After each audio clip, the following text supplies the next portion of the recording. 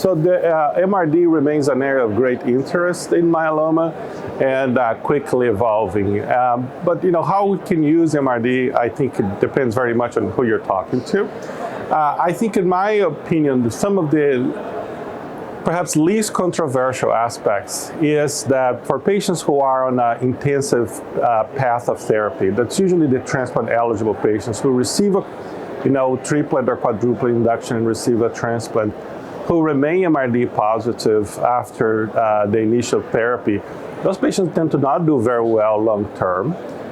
So I think in this day and age, it's very appropriate to escalate care or continue therapy on those patients for longer. I think if you get a patient, particularly if a higher risk patient who is post-transplant MRD positive, it's very appropriate and has not been exposed to a key class of anti-myeloma drugs, for example, CD38 monoclonal antibodies. It seems very appropriate and logical that you would introduce such therapy.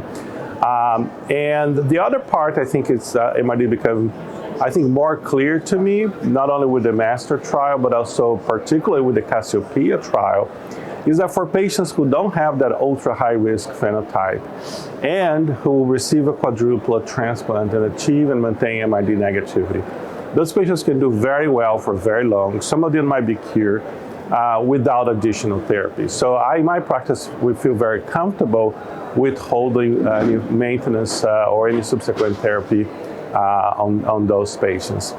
The other part that I think MRD is becoming perhaps more useful is helping us, assess the duration of maintenance therapy, right? For patients who we treated 3-4 years ago, who have been on maintenance therapy now for a number of years, the question often comes up that, how long should I stay on it?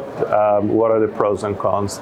And so for the most part, we have been making those decisions based on patient tolerance and desires and toxicities. But I think data, as we saw recently, for example, from the Myeloma 11 trial, tells us that the benefit of, particularly lenalidomide maintenance in relation to observation is really modulated by MRD and is modulated by time. In other words, the benefit is the least on patients who are MRD negative and patients who have been on therapy for the longest. So I usually take some construct that takes in consideration MRD status and duration of therapy to help guide patients.